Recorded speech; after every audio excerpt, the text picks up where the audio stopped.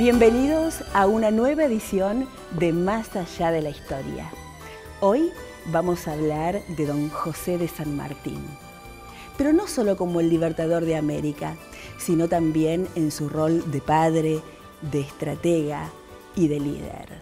Porque conocer a San Martín es entender qué es lo que se siente al luchar con tanto amor y devoción por su patria, más allá de todo.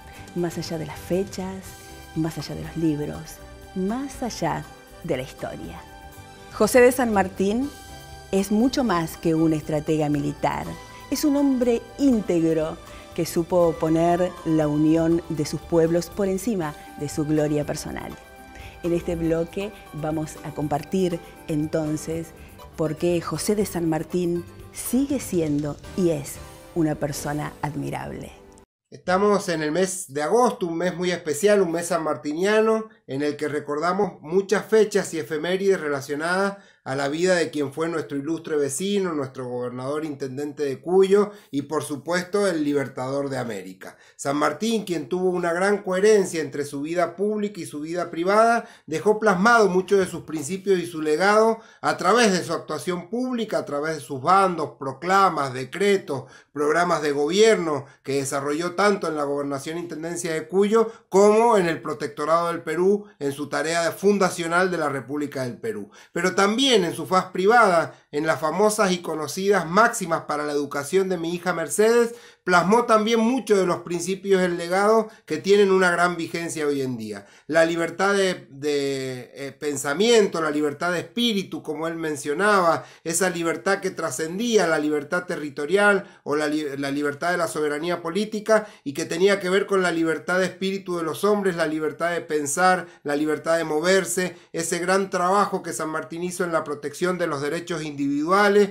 tanto en la gobernación de Cuyo como los declaró definitivamente como protector del Perú en todo lo que fue la protección de los derechos y garantías de los ciudadanos. También la preocupación de San Martín por el medio ambiente, por el respeto al entorno, como lo hace y lo dice en su primera máxima, en su primera famosa máxima a Merceditas, en donde cuenta esa anécdota de que abriendo la ventana para que una mosca saliera le dice: anda, pequeño animal, el mundo es demasiado grande para los dos. Y también ese gran respeto por las ideas del otro, esa apertura, respeto hacia todas las religiones, como lo dijo en una de sus máximas, esa apertura a las ideas de los demás, ese respeto por la idea del otro que hicieron de San Martín, como también Belgrano, a nuestros padres fundadores, hombres de una gran amplitud de mente, de una gran preparación y una gran diversidad cultural e intelectual que les permitió sin duda ser los conductores de ese proceso revolucionario que fue la independencia de América, pero sobre todo unos modelos de líderes éticos que hoy debemos rescatar en estos momentos de dificultad que vive nuestro país y el mundo. Agosto entonces es un buen mes para recordar al general José de San Martín y su legado imborrable de principios y valores que llegan hasta nuestra actualidad.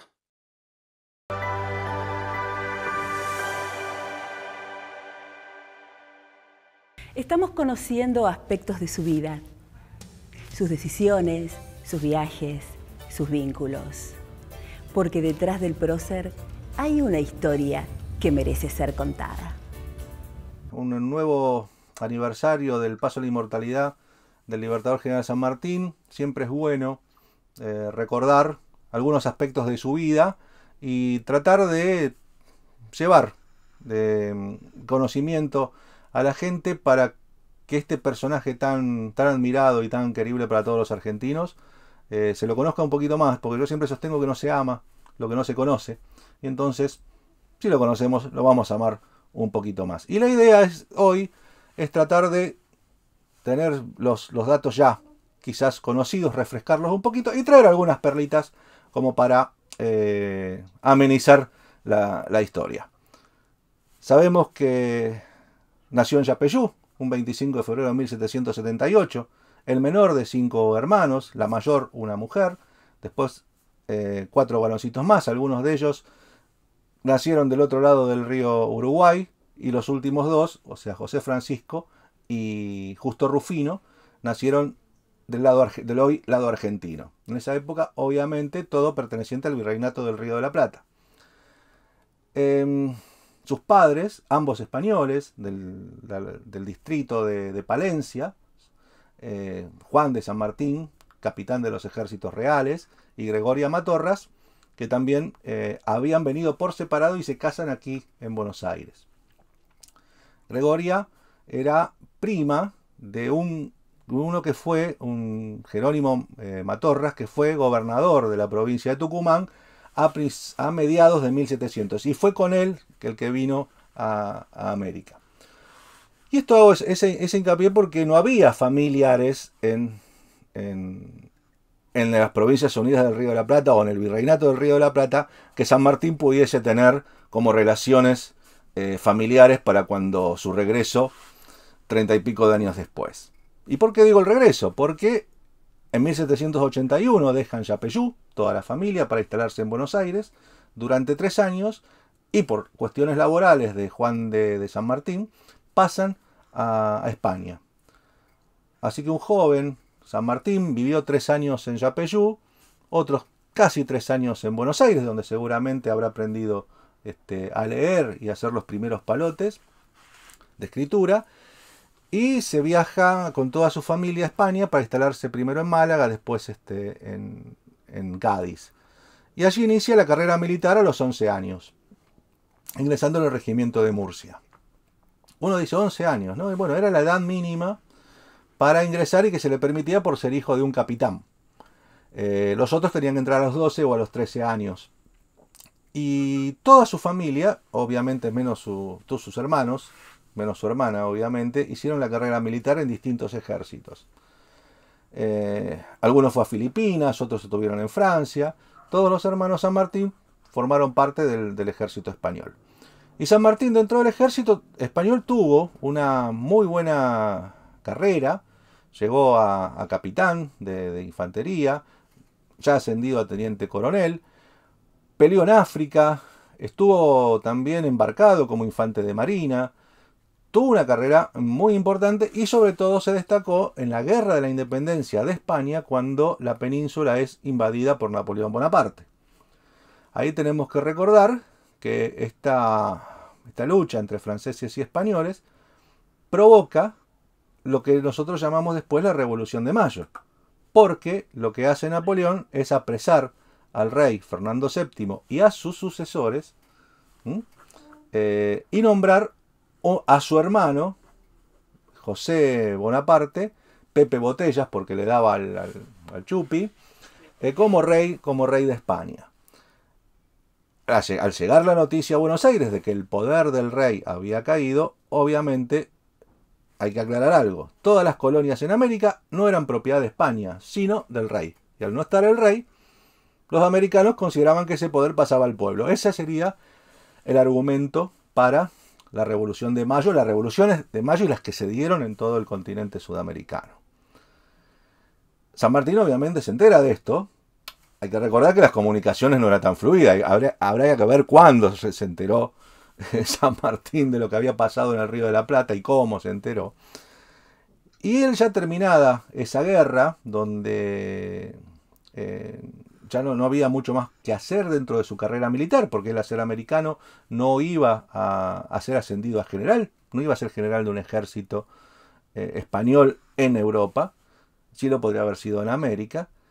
Decide retirarse del ejército, pedir permiso, con una pequeña mentira. Él dice que tiene que atender sus negocios en Lima, cosa que no era cierto, porque él ni siquiera tenía negocios aquí en Buenos Aires o ni siquiera en Corrientes, porque no había quedado nada, ni siquiera le habían quedado parientes directos, sí algún pariente político colateral por parte de su madre, pero que con quienes no tenía ningún tipo de contacto. Entonces, con esa pequeña mentirilla que él hace, pidiendo licencia para ocuparse de esos negocios en Lima, el ejército español se lo otorga con una excusa que es muy simpática. Se lo otorgan rápidamente porque de esa manera se ahorraban un sueldo de capitán. Y a su vez, si él iba y atendía sus negocios en América, podía generar recursos y pagar impuestos que engrosaran las arcas del Reino de España. O sea que una razón para los españoles, para los burócratas españoles, solamente económica, que resulta después ser un mal negocio para ese ejército español para darle de baja. San Martín desde Londres, en 1811, en una previa escala para viajar, porque no había flota española, o sea, tenía que venir, la única manera era un barco inglés, compra su famoso sable corvo en una tienda de usado en Londres, no se sabe dónde realmente, y emprende su viaje hacia el Río de la Plata, llegando aquí el 9 de marzo de 1812. No viene solo, viene con Carlos María de Alvear, viene con el barón de Holmberg, que era un belga francés encargado de artillería, o sea, uno de esos hombres que había peleado también las guerras napoleónicas, viene con Ramírez de Arellano, viene con el padre de Chilabert, con José Sapiola, que era un marino importante que había estado al servicio de España también. E inmediatamente se presenta al gobierno, al triunvirato, le reconocen su cargo de teniente coronel y se le pide que conforme un cuerpo de caballería a semejanza de los que de Europa, mezclando las tácticas españolas y francesas. San Martín transformará este pedido en lo que conocemos como sus granaderos a caballo, cuya fecha de fundación se considera el 16 de marzo de 1812. Y aquí me gusta hacer siempre este paréntesis de decir, él llegó el 9, una semana después ya estaba trabajando en la creación de su regimiento de granaderos a caballo. O sea, no esperó nada. No tuvo pausa en su deseo de contribuir a la patria. Y él cuenta años después de que se lo miró con desconfianza, con recelo, obviamente, ¿no? Se había ido a los 6 años, no tenía relaciones políticas ni familiares aquí. Hablaba en español, o sea, no tenía un tono americano. Se podía considerar un espía del ejército español. Y siempre se lo miró con recelo. A pesar de ello, San Martín fue instruyendo a los reclutas que iban llegando desde el interior del país, desde Corrientes, de San Luis, que fue la provincia que más aportó a los primeros tiempos del regimiento, de Córdoba, de Santiago del Estero, algunos de Buenos Aires, de la campaña de Buenos Aires.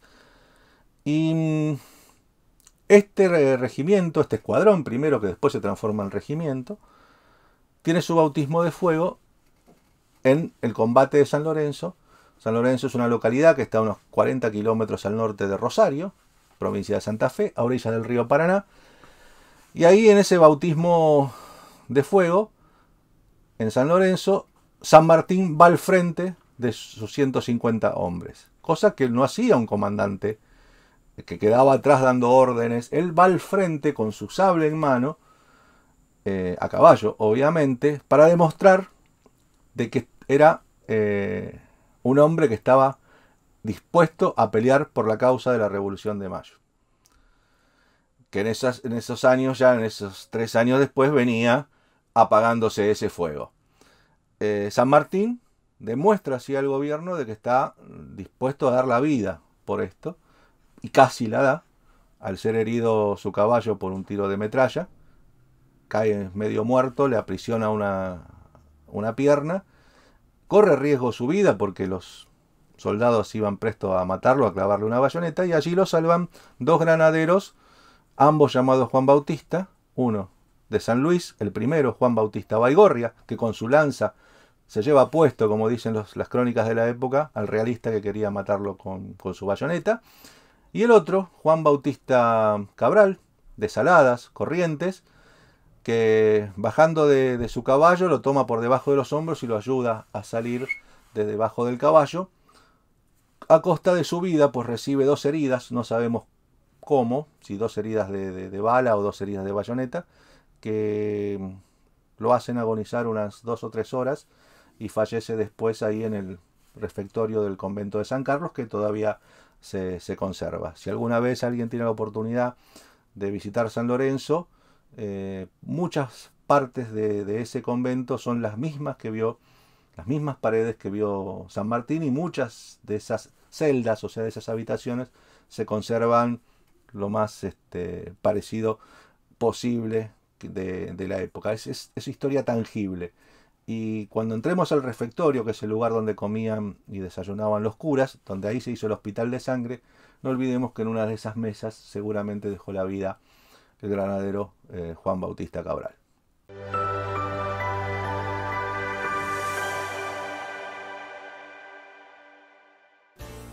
Estamos destacando el liderazgo de San Martín, su visión y su firmeza en momentos decisivos, y su liderazgo al unir a todos los pueblos de América Latina con un solo objetivo, su libertad.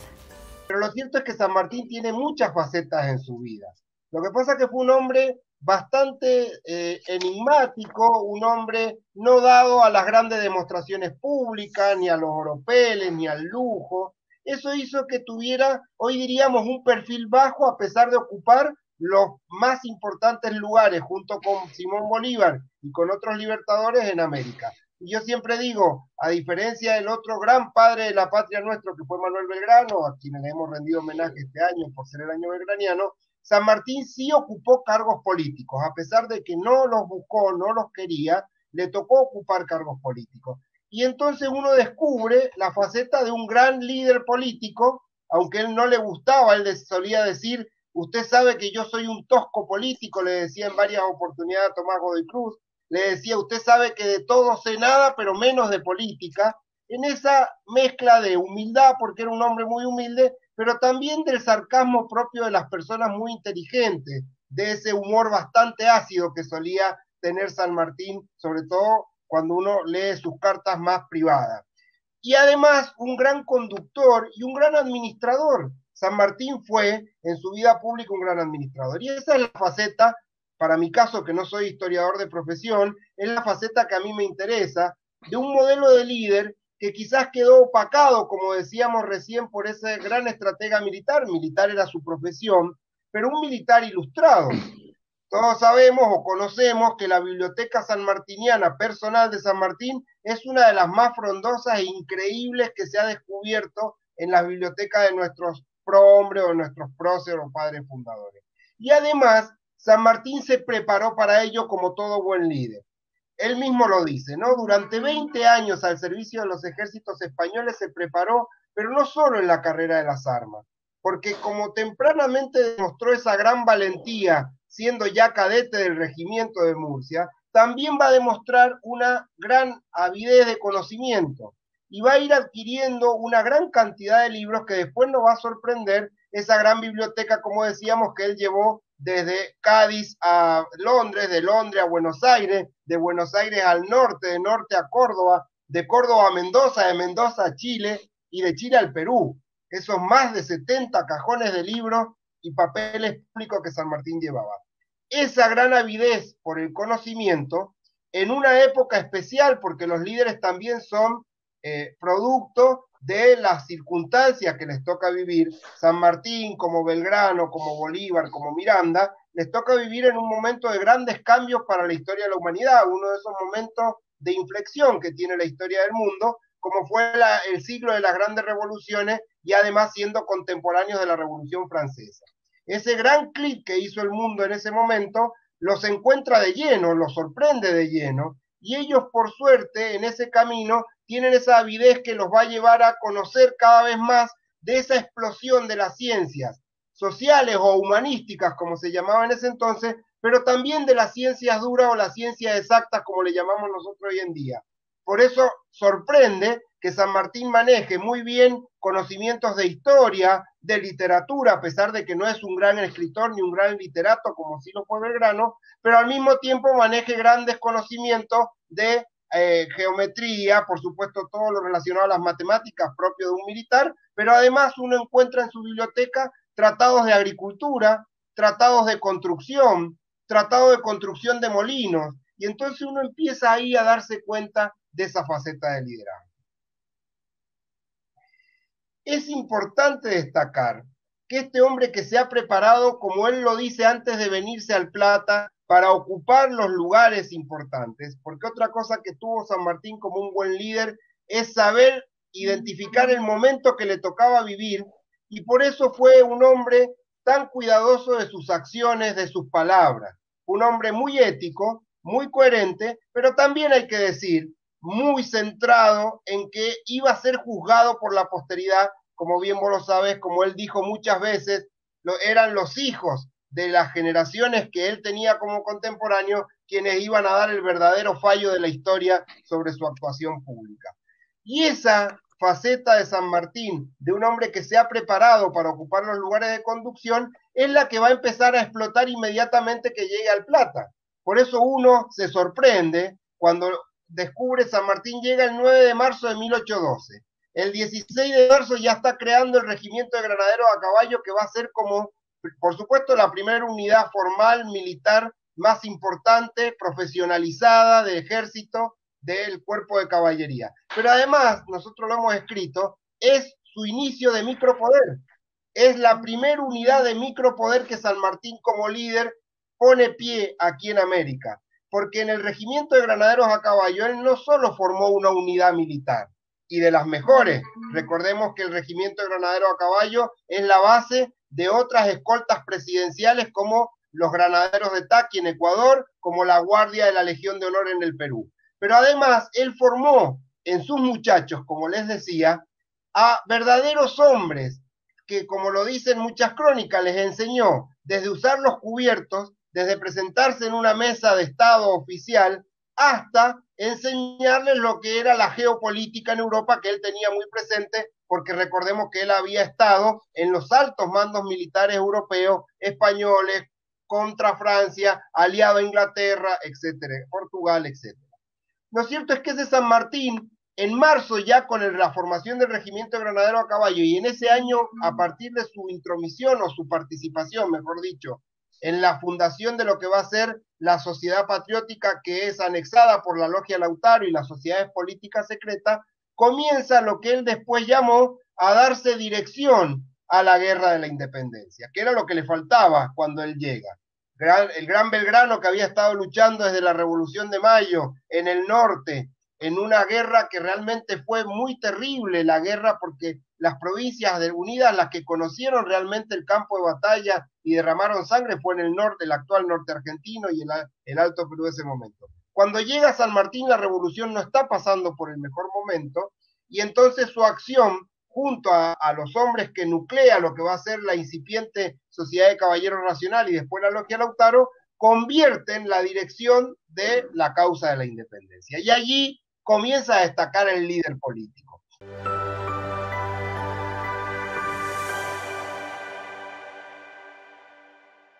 Y la música nunca puede faltar entre nosotros. Vamos a presentar entonces a Fabián Stout, Dúo Caiquén y Selene Valdés.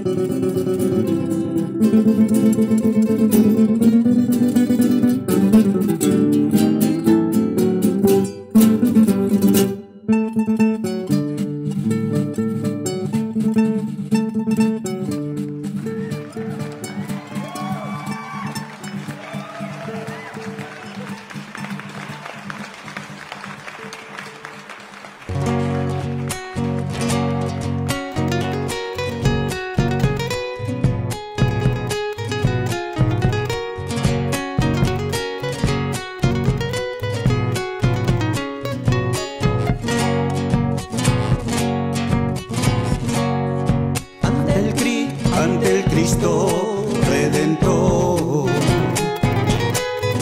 Se arrodillaba un arriero y rogaba por las almas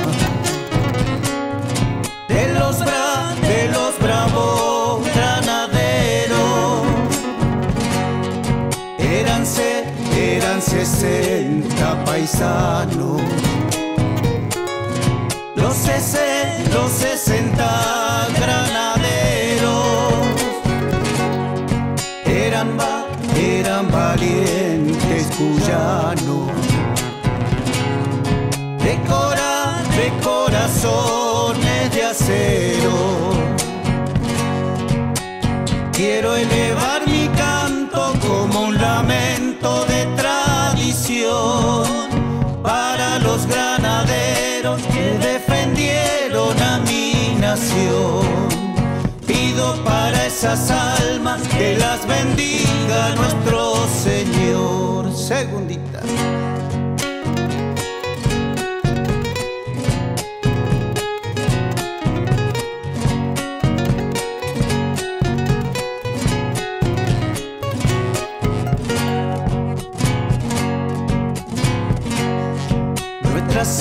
Nuestra Señora de Cuyo contempló la cruzada de los Andes y bendijo al general San Martín, el más grande entre los grandes, una de eternos laureles, con que se adorna mi patria, el Mendoza, la guardiana, por ser la tierra más gaucha.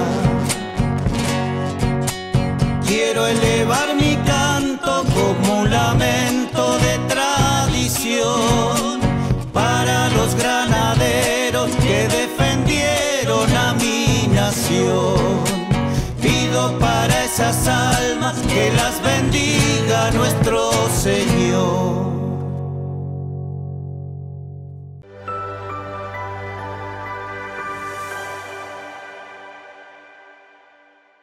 Los invito ahora a que compartamos algunos detalles del libro San Martín, más allá del bronce. Juan Marcelo Calabria, quien también invitaste a participar de este programa, un colega mendocino con quien tuvimos la audacia de editar este libro. San Martín, más allá del bronce. Pero no porque San Martín no se merezca el bronce, obviamente más que merecido, sino ir más allá de ese personaje que libertó tres naciones, libertó un continente, sino también a ese hombre en su faceta cotidiana, porque también, además de ser un excelente militar, un excelente estratega, fue un político, fue un hombre de familia, fue un amigo, o sea, tiene diversas aristas por donde abordarlo. Su sentido del humor, sus anécdotas, sus peripecias, porque tampoco nada fue fácil en su vida. Como te conté hace un ratito la anécdota del ejército español, hacemos un viaje cronológico en diversos aspectos de su vida donde no falta nada de lo importante, pero abordado desde otro punto de vista. Y tanto, por ejemplo, hablando de la entrevista de Guayaquil, uno de esos lugares que son emblemáticos en la historia sanmartiniana, ese misterio de Guayaquil, una de las cosas en que apoyamos nuestra lupa es en algo que cuenta el secretario de Bolívar, en una carta a uno de sus generales, diciendo que San Martín había sido, como se dice, muy grosero en un término que había utilizado. Y lo reitera 2 veces en la carta, hasta que después esa confusión inicial en el diálogo con Bolívar queda zanjada porque entienden que el término utilizado por San Martín significaba otra cosa en el Río de la Plata y no lo que ellos pensaban. ¿Cuál era esa palabra? La palabra era pellejerías. San Martín entra en la reunión diciéndole a Bolívar: ¿qué tal, Simón? Vamos a actuarlo un poquito así casero. ¿qué tal, Simón? ¿Cómo te tratan las pellejerías de Guayaquil? Me imagino la cara de este hombre, porque para San Martín pellejería significaba lío, enredos, ¿no? Los líos políticos que había en Guayaquil. Pero para los caribeños, pellejería viene de pelleja, que quiere decir prostituta. Entonces, es como que San Martín entrase a una reunión. Buenas tardes, ¿qué tal? ¿Cómo los trata? ¿Se puede decir puterío? El puterío de Guayaquil, señor Simón. No es la mejor forma de empezar una reunión de romper el hielo. Entonces, ahí notamos también que no solamente las diferencias políticas con Simón Bolívar, sino también había diferencias semánticas o de discurso. Digamos que en esta cosa simpática también tratamos este tema de las anécdotas. Y algo también que ver en lo que era la personalidad de San Martín. San Martín era un hombre obsesivo, ¿sí? Un hombre decente, un hombre coherente, tenía muchísimas virtudes, pero también una de las virtudes principales era ser detallista y estar en lo que el otro necesitaba. Y te cuento brevemente una anécdota que tratamos en el libro, que nos sorprendió cuando la encontramos. San Martín pasa a San Luis desde Mendoza a supervisar un sumario por la sublevación de los prisioneros realistas en San Luis, un episodio de nuestra historia que no es muy conocido, que te digo que es buenísimo, pero para otro programa. Y mientras está ahí, hace lo que tenía que hacer, habla con Belgrano, intenta encontrarse con Belgrano, su gran amigo del alma, y se vuelve a Mendoza. Cuando llega a Mendoza se da cuenta de un pequeño detalle.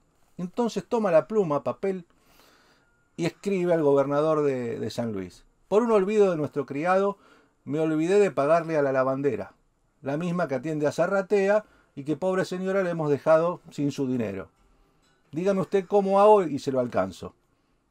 San Martín, preparando la campaña del Perú, con la cabeza en 800 millones de cosas, se tomó 5 minutos para él escribir de puño y letra que se había olvidado de pagar a la pobre lavandera que lo había atendido en San Luis. Eso también es San Martín. Un hombre que respetaba a todos y que desde su lugar tenía tiempo para esos menesteres. Y ese es el San Martín que queremos rescatar en el libro, que por suerte han dado muy bien, nos ha traído muchísimas satisfacciones junto a Marcelo, lo hemos presentado por muchísimos lugares del país, no hemos ido a la Patagonia, así que bueno, nos queda esa asignatura pendiente. Y hacemos hincapié también en el periodo del, como San Martín llama, su ostracismo voluntario.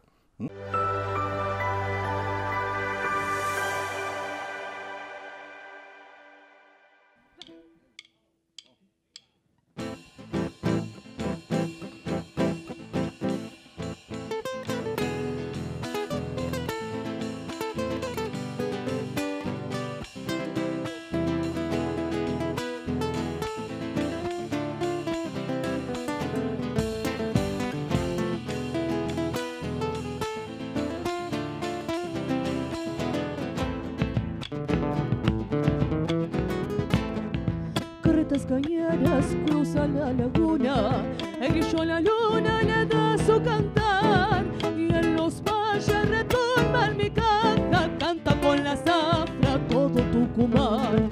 Y en los valles retumba mi caja, canta con la zafra todo Tucumán.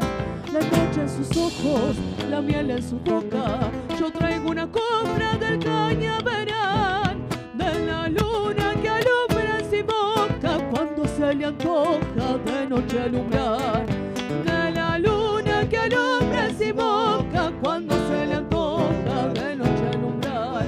Yo le hablo a mis ranchos, a los cañaverales, ojalita que ella pudiera escuchar. Cuando salga la luna en boca, con poquita cosa se ha de conformar. Cuando salga la luna en boca, con poquita cosa se ha de conformar.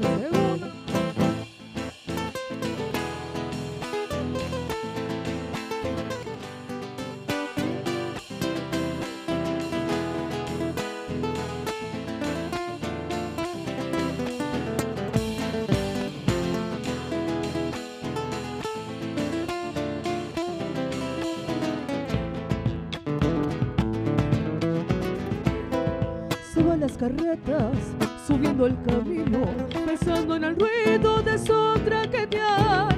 Como el grillo al una sin boca, yo canto mi copla del cañaveral. Como el grillo al una sin boca, yo canto mi copla del cañaveral. Amores de samba, cosecha la zafra, la niña se aleja para enamorar. Que tan solo un decir se me antoja, después de su boca nadita querrá. Que tan solo un decir se me antoja, después de su boca nadita querrá. Yo le hablo a mis ranchos, a los cañaverales, ojalita que ella pudiera escuchar. Cuando salga la luna sin boca, con poquita cosa se ha de conformar. Cuando salga la luna sin boca, con poquita cosa se ha de conformar.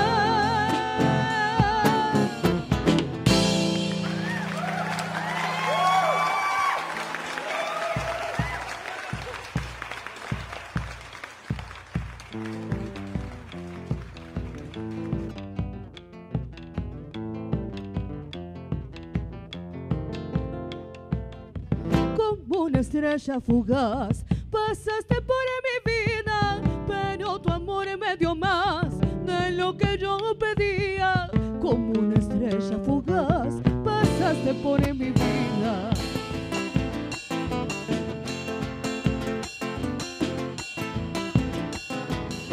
Un sueño echaste a volar dentro del alma mía. ¿Cómo le puedo explicar que fuiste flor de un día? Un sueño echaste a volar dentro del alma mía.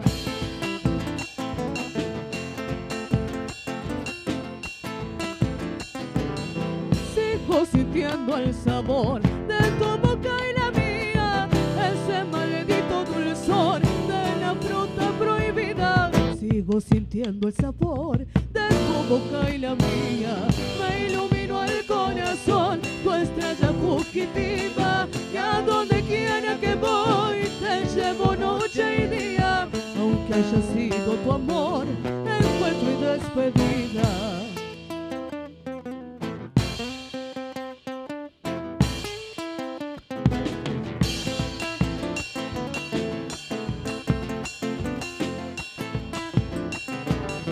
Como una estrella fugaz, cruzaste mi universo y ya no puedo apagar de tu estelita de fuego. Como una estrella fugaz, cruzaste mi universo.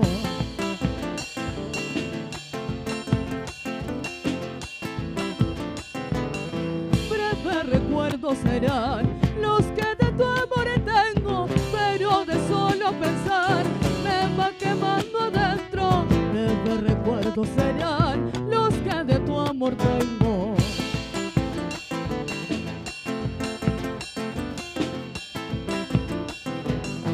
Si vuelves a titilar adentro de mi pecho, ya no tan solo serás vislumbre de un momento. Si vuelves a titilar adentro de mi pecho, me iluminó el corazón, tu estrella fugitiva. Y a donde quiera que voy, te llevo noche y día. Aunque haya sido tu amor, encuentro y despedida.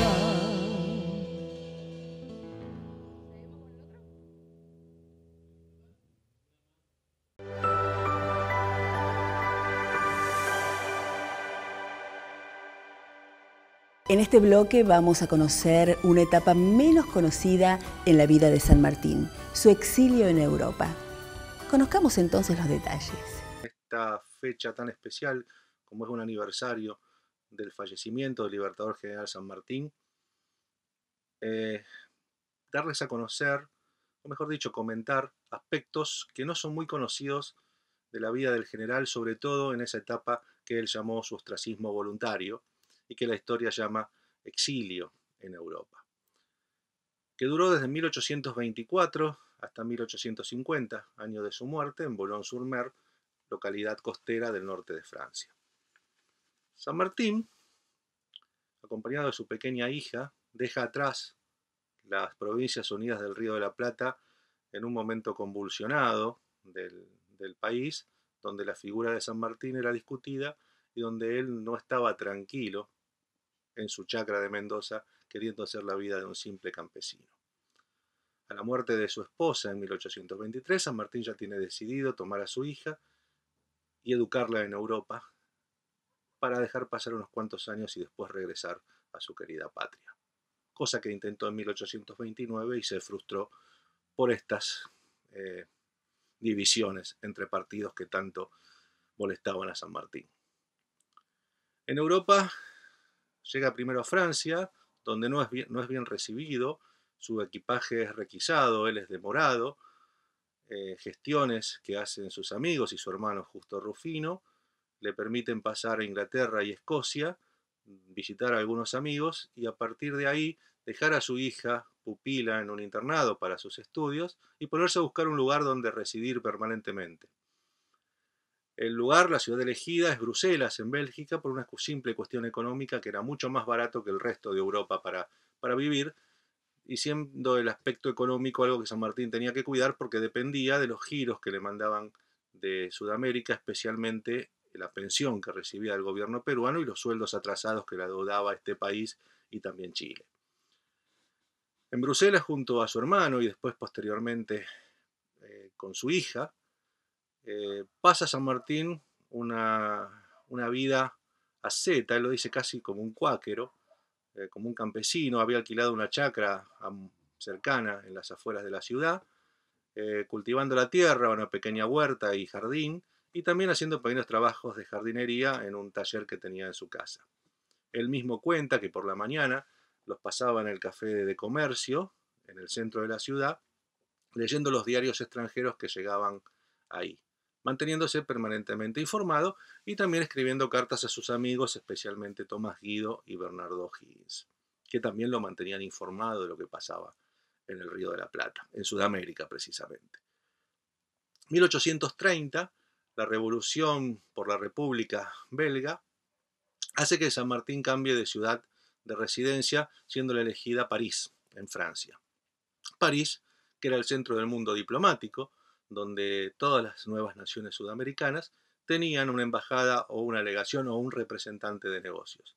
Obviamente, toda esta comunidad enterada de que San Martín residía en Francia pasa a ser motivo de que San Martín fuese una persona muy requerida tanto en su casa como en las tertulias que se realizaban en los hogares de estos diplomáticos. Por eso, para San Martín, su estancia en París, y sobre todo el año de 1832 en adelante, cuando queda solo porque su hija se casa con Mariano Balcarce y pasan 2 años aquí en Argentina, San Martín hace amistad sobre todo con los diplomáticos chilenos, 2 hermanos, José Miguel y José María de la Barra, que lleva un diario de su viaje por Europa y nos cuenta muchísimas intimidades de cómo compartió esos momentos con el general, como lo llamaban a San Martín. Y según dice José María de la Barra, San Martín no se perdía ninguna de estas reuniones o cenas o tertulias donde bebían café, fumaban cigarros y charlaban y arreglaban el mundo hasta la 1 de la mañana, por ejemplo. También San Martín gustaba de participar de ir a ver conciertos, ir al teatro, los baños termales que hacían en localidades cercanas, acompañado por algunos de estos hermanos, salir a cabalgar, y sobre todo, ser anfitrión en su pequeño cottage, donde nunca faltaba una limpia y modesta habitación y un buen asado como para recibir a sus amigos. Por ello, la casa de San Martín fue un punto obligado de visita para políticos americanos, y por su casa y por estas tertulias pasaron futuros presidentes de países como Bolivia y Colombia, hijos de camaradas de armas que le mandaban a estos jóvenes para que San Martín los aconsejara en el estudio, muchos de ellos alojados en su casa, en la casa que ya compra en el Petit Bourg, donde también traba amistad con un personaje muy importante de la época que es el Mariscal Aguado, gran amigo de San Martín y también vecino en Petit Bourg, en París también, un poquito más en las afueras. En esta vida cotidiana que San Martín tiene, lejos del viejito que le da de comer a las palomas, San Martín en estas reuniones se informa permanentemente de lo que sucede en América del Sur. Y si bien no es un embajador, sí lo es como una especie de embajador sin cartera, porque también sigue siendo un referente de la política exterior argentina y era permanentemente consultado por personajes afines a los gobiernos extranjeros. Tanto que podemos decir esta participación y este respeto hacia la figura de San Martín, que una carta suya enviada a un lord inglés, amigo de él, desde Nápoles en 1846, dando cuenta de cómo sería un mal negocio para el gobierno inglés invadir Buenos Aires en la época que estamos hablando luego del combate de la Vuelta de Obligado, la época del bloqueo anglo-francés, diciéndole cómo Rosas podía defenderse fácilmente y que bloquear Buenos Aires no era lo mismo que bloquear Londres. En esta extensa carta, San Martín explica muy bien los movimientos tácticos de defensa que podría seguir la Confederación Argentina. Y es tan importante esta carta que es leída en el Parlamento inglés y es uno de los principales motivos para sellar la paz con la Confederación y levantar el bloqueo. Esta misma carta fue años después también leída en el Parlamento francés, siguiendo el mismo camino. Por eso quiero decir que la vida de San Martín en Francia no fue algo no fue sencilla, obviamente, por estar lejos de su patria. Lo deja traslucir en cada una de sus cartas. El permanente deseo de volver está presente, hasta que, bueno, se resigna y dice que sus huesos son los que volverán algún día. Lo deja manifiesto en su testamento en 1844, donde desea que su corazón descanse en Buenos Aires, y que en charlas íntimas con su casero en Boulogne-sur-Mer, con el doctor y abogado Adolphe Gérard, le manifiesta que él quiere descansar junto a su esposa en el cementerio de la Recoleta. San Martín, en un nuevo aniversario de su muerte, tiene que estar presente en nuestros corazones, un personaje que vale la pena conocerlo un poco más, para amarlo un poco más, porque nos indica varios caminos para seguir y ser mejores ciudadanos. En un nuevo aniversario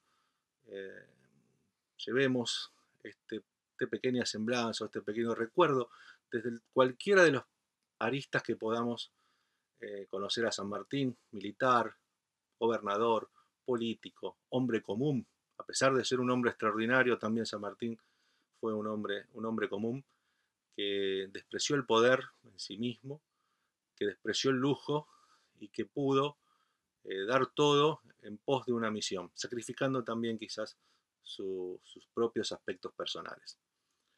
Brillante militar, brillante hombre de acción política, nos dejó muchísimas enseñanzas que con un poquito de curiosidad podemos descubrir. Por esto, ese 17 de agosto, pongámonos la escarapela en el pecho y brindemos con un buen vino mendocino a la salud del general San Martín. Muchísimas gracias nuevamente por la convocatoria y hasta cada momento.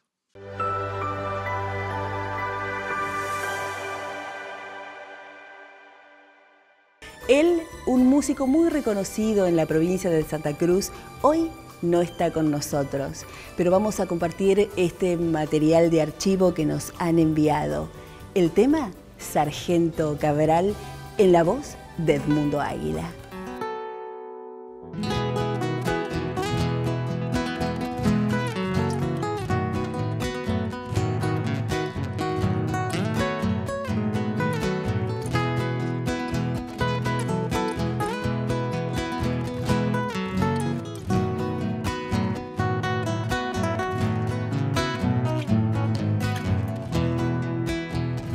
Heroico y bravo jefe del Ande, che general José San Martín, tu chanderera, tu chan de gloria, tu chan de genio de paladín, pero humilde soldado raso, de rupalado peayó a cantar, a la modesta gloria de un tape que hoy es orgullo del Paraná. Te venía jefe che ayer ureba, tu venía pido che general, para cantarle al viril sargento de granadero Juan B. Cabral. Upe sargento de granaderos, raza de toro y yaguarete, aba de veras pirejataba, más correntino que el yacaré.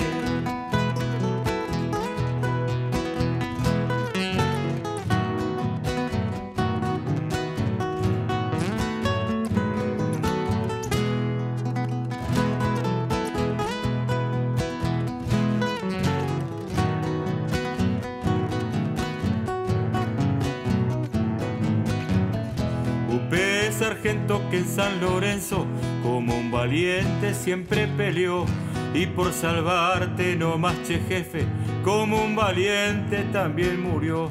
Te dijo entonces sobre la muerte con la entereza de un gran titán: muero contento, hemos batido al enemigo, che capitán. Perdón mi patria de la Argentina, perdón Corrientes, Yabareta, si es que profano con este canto la gloria eterna del Paraná. Upe sargento de granadero, raza de toro y yaguarete, aba de veras pirejataba, más correntino que el yacaré. Upe sargento de granadero, raza de toro y yaguarete, aba de veras pirejataba, más correntino que el yacaré.